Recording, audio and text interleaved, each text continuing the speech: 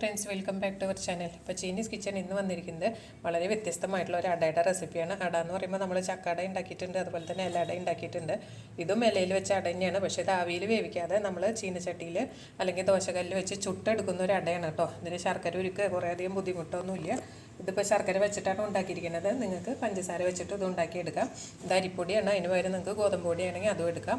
അപ്പോൾ തീർച്ചയായിട്ടും ട്രൈ ചെയ്ത് നോക്കുക. നമുക്ക് ഇതിന് വേണ്ട ഇൻഗ്രീഡിയൻസ് എന്തൊക്കെയാണെന്ന് നോക്കാം. വീഡിയോയിലേക്ക് പോകും. അപ്പോൾ അതാ നമുക്ക് ഓട്ടട ഉണ്ടാക്കാൻ വേണ്ടിയിട്ട് നമ്മൾ നൈസ് പൊടി, അതായത് നമുക്ക് പത്തിരിപ്പൊടി അപ്പത്തിൻ്റെയൊക്കെ പൊടി ഉണ്ടല്ലോ, പുട്ടുപൊടി അല്ലാതെ പൊടിക്കുന്ന ആ പൊടി, ഇതിൽ ഒരു രണ്ടര കപ്പ് പൊടിയാണ് എടുത്തിരിക്കുന്നത് കേട്ടോ. ഇതിലേക്ക് ഒരു നുള്ള് ഉപ്പിട്ട് കൊടുക്കാം. നമ്മളിത് സാധാരണ നോർമൽ വാട്ടറിൽ തന്നെയാണ് കുഴയ്ക്കുന്നത് കേട്ടോ, ചൂടുവെള്ളത്തിലൊന്നുമല്ല. അപ്പോൾ അരിപ്പൊടി ഇത്രയാണ് എടുത്തിരിക്കുന്നത്. പിന്നെ നമുക്ക് അടുത്ത ഇൻഗ്രീഡിയൻ്റ് എന്ന് പറയുന്നത് തേങ്ങ കേട്ടോ. ഈ കപ്പിൽ 2 കപ്പ് തേങ്ങ, പിന്നെ 1 കപ്പ് ശർക്കരയുടെ പൊടിയാണ് എടുത്തിരിക്കുന്നത്. ശർക്കര പാനിയല്ല സാധാരണ ഓട്ടടയിൽ ഉപയോഗിക്കാറ്. ശർക്കര ഒന്നുമില്ല ചീവിടും. മുമ്പൊക്കെ നമ്മൾ കത്തി വെച്ചിട്ട് ചീവിയുടെ പതിവ്. ഇപ്പോൾ ശർക്കരയുടെ പൗഡർ വരുന്നതുകൊണ്ട് അങ്ങനെ ചെയ്യാം, അല്ലെങ്കിൽ മിക്സിയിലൊന്ന് പൊടിച്ചെടുക്കാം. അപ്പോൾ ഇത് രണ്ടും കൂടെ നമുക്ക് കൈ വെച്ചിട്ടൊന്ന് നന്നായിട്ട് തിരുമ്മി വയ്ക്കണം കേട്ടോ. ശർക്കരയ്ക്ക് പകരം പഞ്ചസാര ഉപയോഗിക്കാറുണ്ട് കേട്ടോ. തേങ്ങയും പഞ്ചസാരയും കൂടെ ഇങ്ങനെ ചെയ്തിട്ടും ഉണ്ടാക്കാറുണ്ട്. ശർക്കര തന്നെ വേണമെന്നില്ല. പിന്നെ അധികം മധുരം ഉണ്ടാവില്ല. നമുക്ക് രാവിലെ ചായക്കൊക്കെയാണ് അധികം ഇത് ഉണ്ടാക്കുക. അപ്പോൾ അതുകൊണ്ട് തന്നെ അധികം മധുരമുള്ള അട അങ്ങനെ രാവിലെ നമ്മൾ കഴിക്കില്ലല്ലോ. അപ്പോൾ അതാണ് ഈ ഓട്ടയുടെ ബ്രേക്ക്ഫാസ്റ്റ് റെസിപ്പിക്കായിട്ടാണ് നമ്മൾ ഉണ്ടാക്കാറ് കേട്ടോ. അപ്പോൾ തേങ്ങയും ശർക്കരയും കൂടെ നന്നായിട്ടൊന്ന് തിരുപ്പി വെച്ചിട്ടുണ്ട്. ഇതാ നമ്മൾ അരിപ്പൊടിയിലേക്ക് ഉപ്പിട്ട് കൊടുത്തിട്ടുണ്ട്. ഒരു ഡ്രോപ്പ് നെയ്യ് ഓപ്ഷനിലാണ് ചേർത്ത് കൊടുക്കാം. എന്നിട്ടൊന്ന് മിക്സ് ചെയ്ത് കൊടുക്കാം. നെയ്യില്ലെങ്കിലും കുഴപ്പമൊന്നുമില്ല. നമുക്ക് നമ്മൾ വീടുകളിലൊക്കെ നെയ്യ് ഉണ്ടാവില്ല, അപ്പോൾ പിന്നെ അതിൽ നിന്നൊരു ഡ്രോപ്പ് ഒഴിക്കും ടേസ്റ്റ് കൂട്ടാനായിട്ട്. ഇതിപ്പോൾ ഒരു 4-5 അടയ്ക്കുള്ള കണക്കാണ് കേട്ടോ ഞാൻ പറയുന്നത്. ഇത് ഗോതമ്പ് വെച്ചിട്ടും ഉണ്ടാക്കാം, അരി വെച്ചിട്ടും ഉണ്ടാക്കാം. അരിപ്പൊടി തന്നെ വേണമെന്നില്ല, ഗോതമ്പ് പൊടിയിലും കുഴപ്പമില്ല.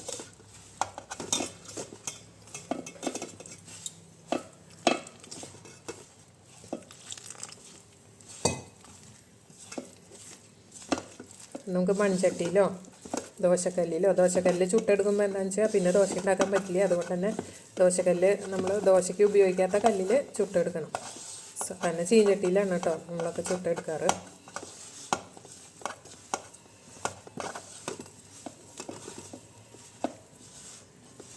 കുറച്ചും കൂടെ വെള്ളം ഒഴിച്ചൊന്ന് കുഴച്ചെടുക്കാം. വെള്ളത്തിന് അളവൊന്നുമില്ല, കൂടുതലും കുഴപ്പമില്ല, കുറയാതെ ഇന്നാൽ മതി. കുറഞ്ഞാൽ ഇത്തിരി ഡ്രൈ ആയിപ്പോവും. നമ്മൾ മില്ലിൽ പൊടിച്ച പൊടി ചെയ്തുകൊണ്ട് തന്നെ കുറച്ച് കട്ടി ഉണ്ടായിരിക്കും. കടയിൽ നിന്ന് വാങ്ങണേലേ അപ്പത്തിൻ്റെ പൊടിയിട്ട് പൊടിച്ച് വയ്ക്കുന്നതല്ലേ. അപ്പം നമ്മുടെ അടയുടെ മാവൊക്കെ നമ്മൾ കുഴച്ചെടുത്തിട്ടുണ്ട് കേട്ടോ.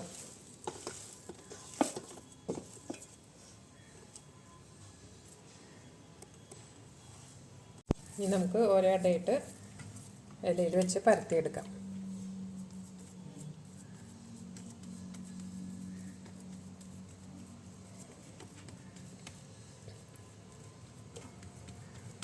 സാധാരണ അടയുടെ അതേ വലുപ്പത്തിൽ തന്നെയാണ് കേട്ടോ. കനം വല്ലാതെ കുറഞ്ഞില്ലെങ്കിലും കുഴപ്പമൊന്നുമില്ല. നമ്മൾ ചുട്ടെടുക്കുമ്പോൾ അത് കുറച്ച് കനത്തിൽ തന്നെയായിരിക്കും ഉണ്ടാവുക. ഇതിൻ്റെ ഒരു സൈഡിൽ നമ്മൾ സാധാരണ അടക്കി ചെയ്യുന്ന പോലെ തന്നെ ഒരു സൈഡിൽ ഈ തേങ്ങയും ശർക്കരയും കൂടിയിട്ടുള്ള മിക്സ് ഇട്ട് കൊടുക്കാം. ഏലക്കായ വേണ്ടവർക്ക് പൊടി ചേർത്ത് കൊടുക്കാം കേട്ടോ. ഏലക്കായുടെ ഫ്ലേവർ ചിലതിലൊന്നും അങ്ങനെ ഇഷ്ടമില്ല ഇവിടെ, അത് കാരണം ഞാൻ അങ്ങനെ ഉപയോഗിക്കാറില്ല. മറ്റേ സൈഡിലേക്ക് ഇലയിൽ മടക്കാം. 2 സൈഡിലേക്കും അതായി കിട്ടും കണ്ടോ.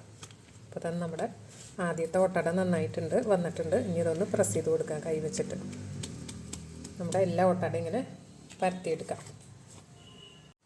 ഇത് അധികം ബുദ്ധിമുട്ടൊന്നുമില്ല. എന്ന് വെച്ചാൽ നമ്മൾ രാവിലെ ബ്രേക്ക്ഫാസ്റ്റിനാണ് ഇത് ഉണ്ടാക്കുക.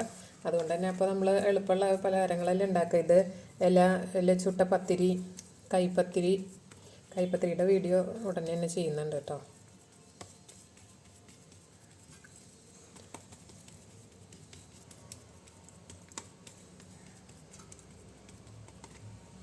ഇതിലേക്ക് തേങ്ങയുടെ കൂട്ട് ചേർത്ത് കൊടുക്കാം.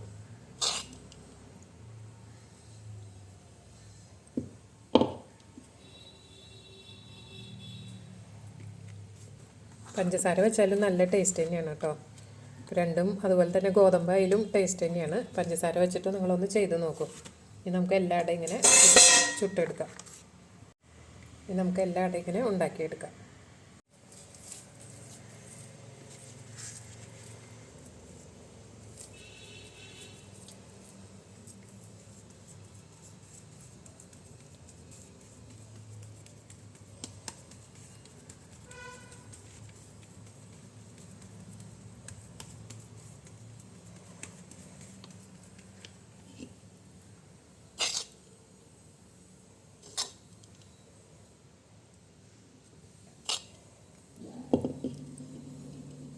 ഇതൊന്ന് മടക്കാം.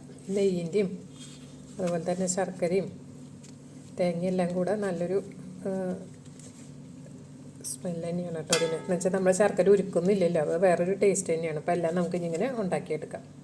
നമുക്ക് വേണമെങ്കിൽ ദോശ ഉണ്ടാക്കാത്ത ഇങ്ങനത്തെ ദോശകളിൽ ചുട്ടെടുക്കാം കേട്ടോ. ദോശ ഉണ്ടാക്കണതിൽ ചുട്ട് കഴിഞ്ഞാൽ നമുക്ക് പിന്നെ ദോശ ഉണ്ടാക്കാൻ പറ്റില്ല. എന്ന് വെച്ചാൽ നമ്മൾ എണ്ണയൊന്നും ഒഴിക്കാതെയാണ് അത് ചുട്ടെടുക്കണം. അല്ലെങ്കിൽ വലിയ ചീനച്ചട്ടി വെച്ചാൽ നമുക്ക് 3 എണ്ണം ഒരു സമയം ചുട്ടെടുക്കാം കേട്ടോ. അപ്പോൾ ഞാൻ ചീനച്ചട്ടിയിലാണ് വെക്കുന്നത്. അല്ലെങ്കിൽ ദോശക്കല്ലിൽ വെക്കാം. നോൺ സ്റ്റിക്ക് പാനിൽ അധികം വയ്ക്കാതിരിക്കാൻ നല്ലത്. എന്താ വെച്ചാൽ ചൂടാകുമ്പോൾ അതിൻ്റെ നോൺ സ്റ്റിക്കിൻ്റെ അതൊക്കെ പൊളിഞ്ഞു പോരും. അതുകൊണ്ട് തന്നെ ചീനച്ചട്ടി അല്ലെങ്കിൽ അയണിൻ്റെ പാത്രങ്ങളിലായിരിക്കും കേട്ടോ വെക്കണം നല്ലത്. അപ്പോൾ ഞാനത്തെ ചീനച്ചട്ടി നന്നായിട്ട് ചൂടായി വരണം. നമ്മുടെ ചീനച്ചട്ടി ചൂടായി വന്നിട്ടുണ്ട്. ഇതിലേക്ക് ഒരു അടയിട്ട് വെച്ച് കൊടുക്കാം കേട്ടോ. ഇതിൽ എണ്ണയൊന്നും നമ്മൾ ചേർക്കേണ്ട ആവശ്യമില്ല. ഒരു 3 അട വെച്ച് കൊടുത്തിട്ടുണ്ട്. നന്നായിട്ടൊന്ന് ചൂടാകട്ടെ. വലിയ ചീനച്ചട്ടി ആയതുകൊണ്ടാണ് കേട്ടോ. ഇത് നന്നായിട്ട് ചൂടായതിന് ശേഷം നമുക്കൊന്ന് തിരിച്ചിട്ട് കൊടുക്കാം. നമുക്കിനി ഇതൊന്ന് മൂടി വെച്ച് കൊടുക്കാം. ഒരു 10 മിനിറ്റിന് ശേഷം ഒന്ന് തുറന്ന് നോക്കാം കേട്ടോ. അപ്പോൾ ഇതാ ഒരു 5 മിനിറ്റ് ആയിട്ടുണ്ട്. ഇതൊന്ന് തിരിച്ചിട്ട് കൊടുത്തിട്ടുണ്ട് കേട്ടോ.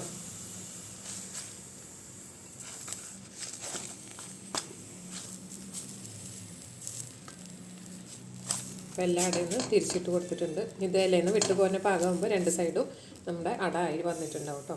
ഒരു 5 മിനിറ്റിന് ശേഷം നമുക്ക് അട ചീനച്ചട്ടിയിൽ നിന്ന് മാറ്റിയെടുക്കാം. അപ്പോൾ ഇലയിൽ ചുട്ടെടുത്ത നമ്മുടെ ഓട്ടട ഇവിടെ റെഡി ആയിട്ടുണ്ട് കണ്ടോ. ഇലയിൽ നിന്നൊക്കെ വിട്ടു പോന്നിട്ടുണ്ട്. ഇനി നമുക്കിതൊന്ന് പ്ലേറ്റിലേക്ക് മാറ്റാം കേട്ടോ.